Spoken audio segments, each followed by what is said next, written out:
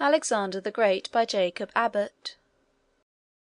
The death of Darius. Alexander's march from Susa to Persepolis was less a march than a triumphal progress.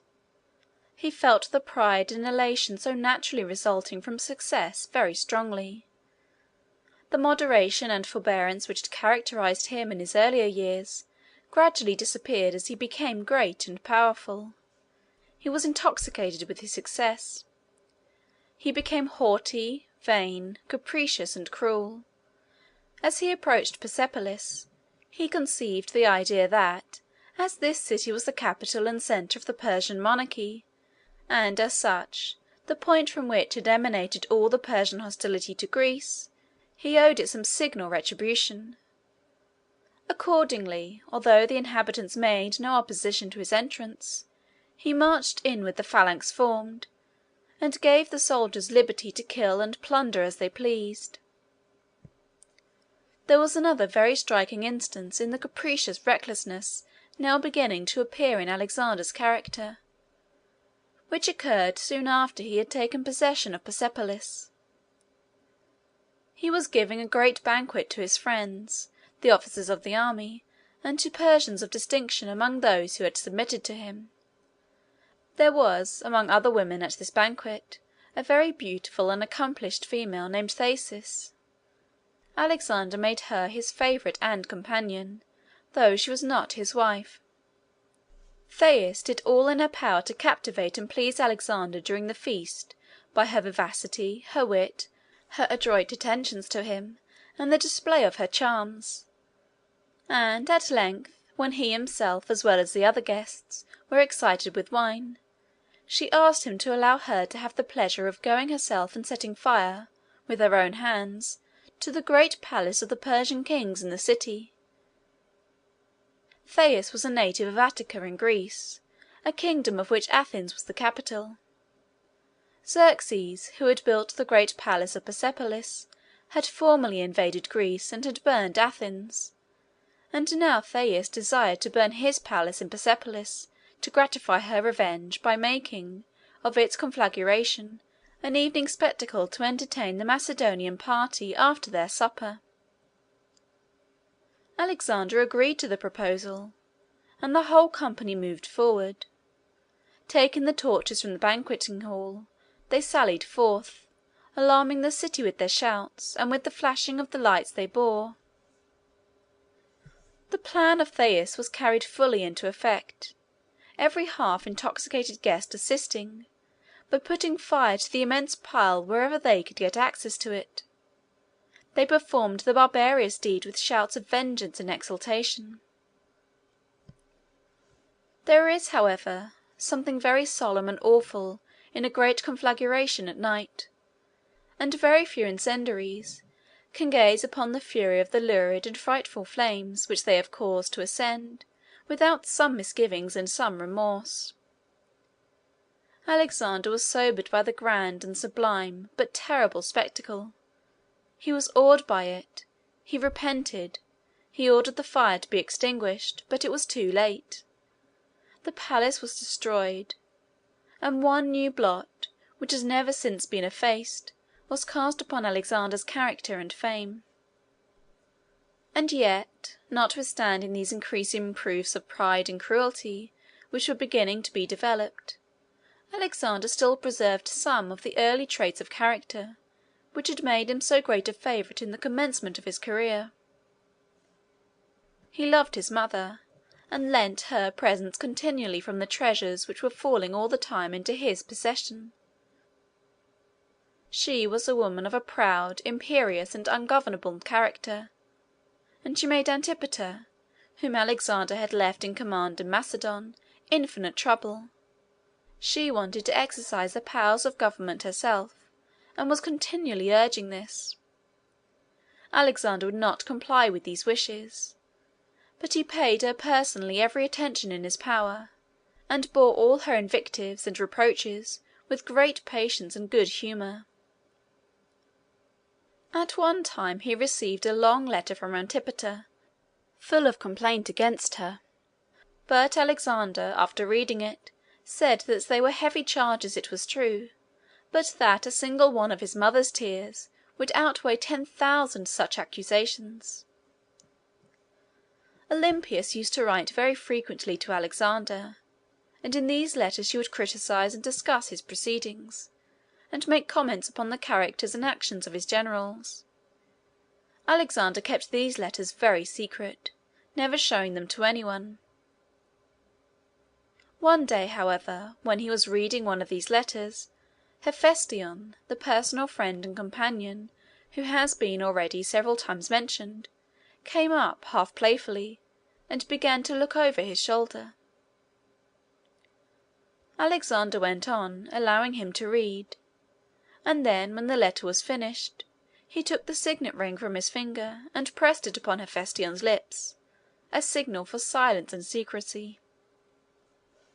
Alexander was very kind to Sysigambis, the mother of Darius, and also to Darius's children. He would not give these unhappy captives their liberty, but in every other respect he treated them with the greatest possible kindness and consideration. He called Sysigambis' mother, loaded her with presents, it is true, which he had plundered from her son, but to which it was considered in those days that he had acquired a just and perfect title. When he reached Susa, he established Sysigambis and the children there in great state. This had been their usual residence in most seasons of the year, when not in Persepolis, so that here they were, as it were, at home. Ecbatana was, as has already been mentioned, further north, among the mountains. After the battle of Arbela, while Alexander marched to Babylon and to Susa, Darius had fled to Ecbatana, and was now there, his family being thus at one of the royal palaces under the command of the conqueror, and he himself independent but insecure in the other. He had with him about 40,000 men, who still remained faithful to his fallen fortunes. Among these were several thousand Greeks, whom he had collected in Asia Minor and other Grecian countries, and whom he had attached to his service by means of pay. He called the officers of his army together, and explained to them the determination that he had come to in respect to his future movements. "A large party of those," said he, "who formerly served as officers of my government, have abandoned me in my adversity, and gone over to Alexander's side. They have surrendered to him the towns and citadels and provinces which I entrusted to their fidelity. You alone remain faithful and true. As for myself, I might yield to the conqueror, and have him assign to me some province or kingdom to govern as his subordinate, but I will never submit to such a degradation. I can die in the struggle, but never will I yield. I will wear no crown which another puts upon my brow, nor give up my rights to reign over the empire of my ancestors till I give up my life. If you agree with me in this determination, let us act energetically upon it. We have it in our power to terminate the injuries we are suffering, or else to avenge them." The army responded most cordially to this appeal. They were ready, they said, to follow him wherever he should lead. All this apparent enthusiasm, however, was very delusive and unsubstantial. A general named Bessus, combining with some other officers in the army, conceived the plan of seizing Darius and making him a prisoner, and then taking command of the army himself. If Alexander should pursue him, and be likely to overtake and conquer him, he then thought that, by giving up Darius as a prisoner, he could stipulate for liberty and safety, and perhaps great rewards, both for himself and for those who acted with him. If, on the other hand, they should succeed in increasing their own forces, so as to make head against Alexander, and finally to drive him away, then Bessus was to usurp the throne, and dispose of Darius by assassinating him, or imprisoning him for life in some remote and solitary castle. Bessus communicated his plans, very cautiously at first, to the leading officers of the army. The Greek soldiers were not included in the plot. They, however, heard and saw enough to lead them to suspect what was in preparation. They warned Darius, and urged him to rely upon them more than he had done, to make them his bodyguard, and to pitch his tent in their part of the encampment. But Darius declined these proposals. He would not, he said, distrust and abandon his countrymen, who were his natural protectors, and put himself in the hands of strangers. He would not betray and desert his friends in anticipation of their deserting and betraying him. In the meantime, as Alexander advanced towards Ecbatana, Darius and his forces retreated from it toward the eastward, through the great tract of country lying south of the Caspian Sea. There is a mountainous region here, with a defile traversing it, through which it would be necessary for Darius to pass. This defile was called the Caspian Gates, the name referring to rocks on each side.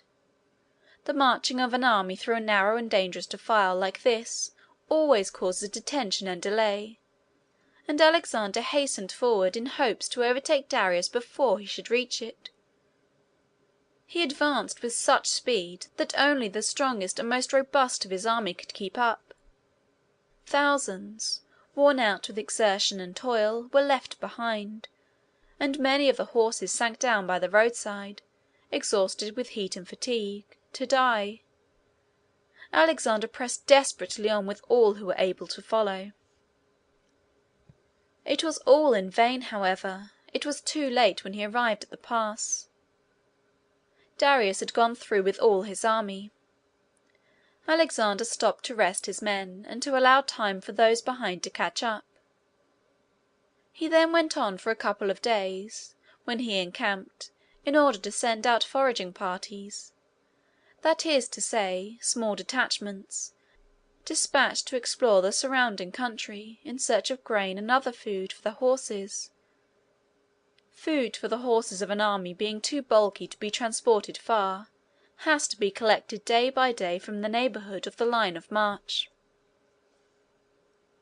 While halting for these foraging parties to return, a Persian nobleman came into the camp, and informed Alexander that Darius and the forces accompanying him were encamped about 2 days' march in advance, but that Bessus was in command, the conspiracy having been successful, and Darius having been deposed and made a prisoner. The Greeks, who had adhered to their fidelity, finding that all the army were combined against them, and that they were not strong enough to resist, had abandoned the Persian camp, and had returned to the mountains, where they were awaiting the result. Alexander determined to set forward immediately in pursuit of Bessus and his prisoner. He did not wait for the return of the foraging parties. He selected the ablest and most active, both of foot soldiers and horsemen, ordered them to take 2 days' provisions, and then set forth with them that very evening. The party pressed on all that night, and the next day till noon. They halted till evening, and then set forth again. Very early the next morning they arrived at the encampment which the Persian nobleman had described. They found the remains of the campfires, and all the marks usually left upon a spot which has been used as the bivouac of an army. The army itself, however, was gone. The pursuers were now too much fatigued to go on any further without rest. Alexander remained here, accordingly, through the day, to give his men and his horses refreshment and repose. That night they set forward again, and the next day at noon they arrived at another encampment of the Persians, which they had left scarcely 24 hours before. The officers of Alexander's army were excited and animated in the highest degree, as they found themselves thus drawing so near to the great object of their pursuit. Any privation and fatigue, any measures, however extraordinary, to accomplish their end. They were ready for any exertions. Alexander inquired of the inhabitants of the place whether there were not some shorter road than the one along which the enemy were moving. There was one cross-road, but it led through a desolate and desert tract of land, destitute of water. In the march of an army, as the men are always heavily loaded with arms and provisions, and water cannot be carried, it is always considered essential to choose routes which will furnish supplies of water by the way. Alexander, however, disregarded this consideration here, and prepared at once to push into the cross road with a small detachment. He had been now 2 years advancing from Macedon into the heart of Asia, always in quest of Darius as his great opponent and enemy. He had conquered his armies, taken his cities, plundered his palaces, and made himself master of his whole realm. Still, so long as Darius himself remained at liberty and in the field, no victories could be considered as complete. To capture Darius himself would be the last and crowning act of his conquest. He had now been pursuing him for 1800 miles, advancing slowly from province to province, and from kingdom to kingdom. During all this time the strength of his flying foe had been wasting away, his armies had been broken up, his courage and hope had gradually failed, while the animation and hope of the pursuer had been gathering fresh and increasing strength from his successes, and were excited to wild enthusiasm now, as the hour for his final consummation of all his desires seemed to be drawing nigh. Guides were ordered to be furnished by the inhabitants, to show the detachment the way across the solitary and desert country. The detachment was to consist of horsemen entirely, that they might advance with the utmost celerity. To get as efficient a corps as possible, Alexander dismounted 500 of the cavalry, and gave their horses to 500 men, officers and others, selected for their strength and courage from among the foot soldiers. All were ambitious of being designated for this service. Besides the honour of being so selected, there was an intense excitement, as usual toward the close of a chase, to arrive at the end. This body of horsemen were ready to set out in the evening. Alexander took the command, and, following the guides, they trotted off in the direction which the guides indicated. They travelled all night. When the day dawned they saw, from an elevation to which they had attained, the body of the Persian troops moving at a short distance before them, foot soldiers, chariots, and horsemen pressing on together in great confusion and disorder. As soon as Bessus and his company found that their pursuers were close upon them, they attempted at first to hurry forward, in the vain hope of still effecting their escape. Darius was in a chariot. They urged this chariot on, but it moved heavily. Then they concluded to abandon it, and they called upon Darius to mount a horse and ride off with them, leaving the rest of the army and the baggage to its fate. But Darius refused. He said he would rather trust himself in the hands of Alexander than in those of such traitors as they. Rendered desperate by their situation, and exasperated by this reply, Bessus and his confederates thrust their spears into Darius's body as he sat in his chariot, and then galloped away. They divided into different parties, each taking a different road. Their object in doing this was to increase their chances of escape by confusing Alexander in his plans for pursuing them. Alexander pressed on toward the ground which the enemy were abandoning, and sent off separate detachments after the various divisions of the flying army. In the meantime, Darius remained in his chariot, wounded and bleeding. He was worn out and exhausted, both in body and mind, by his complicated sufferings and sorrows. His kingdom lost, his family in captivity, his beloved wife in the grave, where the sorrows and sufferings of separation from her husband had borne her, his cities sacked, his palaces and treasures plundered, and now he himself, in the last hour of his extremity, abandoned and betrayed by all in whom he had placed his confidence and trust. His heart sunk within him in despair. At such a time the soul turns from traitorous friends to an open foe with something like a feeling of confidence and attachment. Darius' exasperation against Bessus was so intense that his hostility to Alexander became a species of friendship in comparison. He felt that Alexander was a sovereign like himself, and would have some sympathy and fellow feeling for a sovereign's misfortunes. He thought, too, of his mother, his wife, and his children, and the kindness with which Alexander had treated them went to his heart. He lay there accordingly, faint and bleeding in his chariot, and looking for the coming of Alexander as for that of a protector and friend, the only one to whom he could now look for any relief in the extremity of his distress. The Macedonians searched about in various places, thinking it possible that in the sudden dispersion of the enemy, Darius might have been left behind. At last the chariot in which he was lying was found. Darius was in it, pierced with spears. The floor of the chariot was covered with blood. They raised him a little, and he spoke. He called for water. Men wounded and dying on the field of battle are tormented always with an insatiable and intolerable thirst, the manifestations of which constitute one of the greatest horrors of the scene. They cry piteously to all who pass to bring them water, or else to kill them.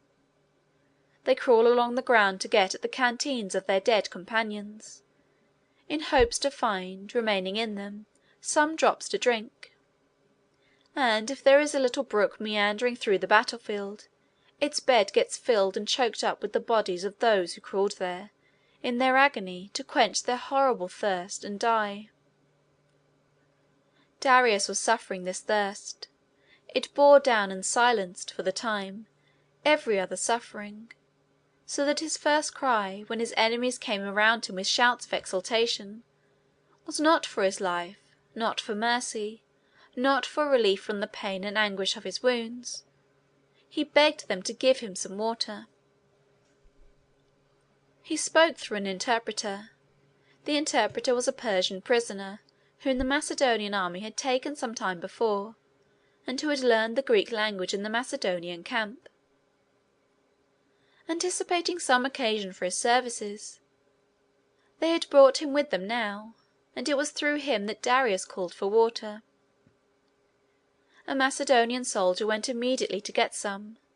Others hurried away in search of Alexander, to bring him to the spot where the great object of his hostility and of his long and protracted pursuit was dying.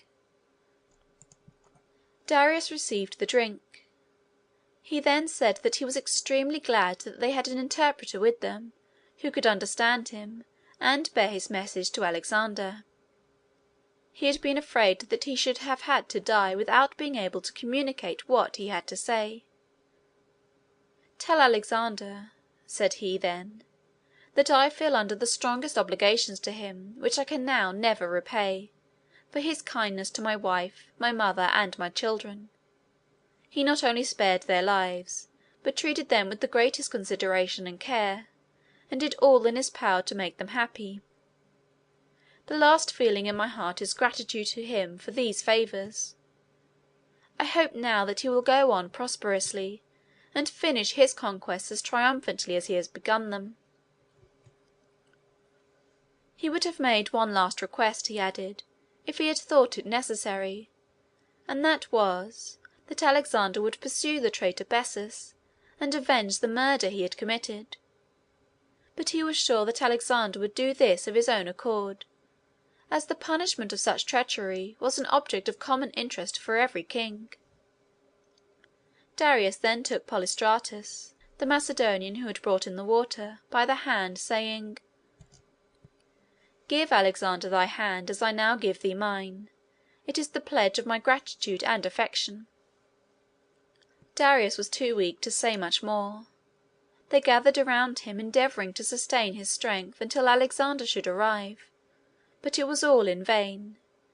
He sank gradually, and soon ceased to breathe. Alexander came up a few minutes after all was over. He was at first shocked at the spectacle before him, and then overwhelmed with grief. He wept bitterly. Some compunctions of conscience may have visited his heart at seeing thus before him the ruin he had made, Darius had never injured him or done him any wrong, and yet here he lay, hunted to death by a persevering and relentless hostility, for which his conqueror had no excuse but his innate love of dominion over his fellow men. Alexander spread his own military cloak over the dead body. He immediately made arrangements for having the body embalmed, and then sent it to Susa for Sisygambis in a very costly coffin, and with a procession of royal magnificence. He sent it to her that she might have the satisfaction of seeing it deposited in the tombs of the Persian kings. What a present! The killer of a son sending the dead body, in a splendid coffin, to the mother, as a token of respectful regard. Alexander pressed on to the northward and eastward in pursuit of Bessus, who had soon collected the scattered remains of his army, and was doing his utmost to get into a posture of defence. He did not, however, overtake him till he had crossed the Oxus, a large river which will be found upon the map, flowing to the northward and westward into the Caspian Sea. He had great difficulty in crossing this river, as it was too deep to be forded, and the banks and bottom were so sandy and yielding that he could not make the foundations of bridges stand. He accordingly made floats and rafts, which were supported by skins made buoyant by inflation, or by being stuffed with straw and hay. After getting his army, which had been in the meantime greatly reinforced and strengthened, across this river, he moved on. The generals under Bessus, finding all hope of escape failing them, resolved on betraying him as he had betrayed his commander. They sent word to Alexander that if he would send forward a small force where they should indicate, they would give up Bessus to his hands. Alexander did so, entrusting the command to an officer named Ptolemy. Ptolemy found Bessus in a small walled town whither he had fled for refuge, and easily took him prisoner. He sent word back to Alexander that Bessus was at his disposal, and asked for orders. The answer was, "Put a rope around his neck and send him to me." When the wretched prisoner was brought into Alexander's presence, Alexander demanded of him how he could have been so base as to have seized, bound, and at last murdered his kinsman and benefactor. It is a curious instance in proof of the permanence and stability of the great characteristics of human nature, through all the changes of civilization and lapses of time, that Bessus gave the same answer that wrongdoers almost always give when brought to account for their wrongs. He laid the fault upon his accomplices and friends. It was not his act, it was theirs. Alexander ordered him to be publicly scourged. Then he caused his face to be mutilated in a manner customary in those days, when a tyrant wished to stamp upon his victim a perpetual mark of infamy. In this condition, and with a mind in the agony of suspense and fear at the thought of worse tortures which he knew were to come, Alexander sent him as a second present to Sisygambis, to be dealt with at Susa, as her revenge might direct. She inflicted upon him the most extreme tortures, and finally, when satiated with the pleasure of seeing him suffer, the story is that they chose 4 very elastic trees, growing at a little distance from each other, and bent down the tops of them toward the central point between them. They fastened the exhausted and dying Bessus to these trees, one limb of his body to each, and then, releasing the stems from their confinement, they flew upward, tearing the body asunder, each holding its own dissevered portion, as if in triumph, far over the heads of the multitude assembled to witness the spectacle.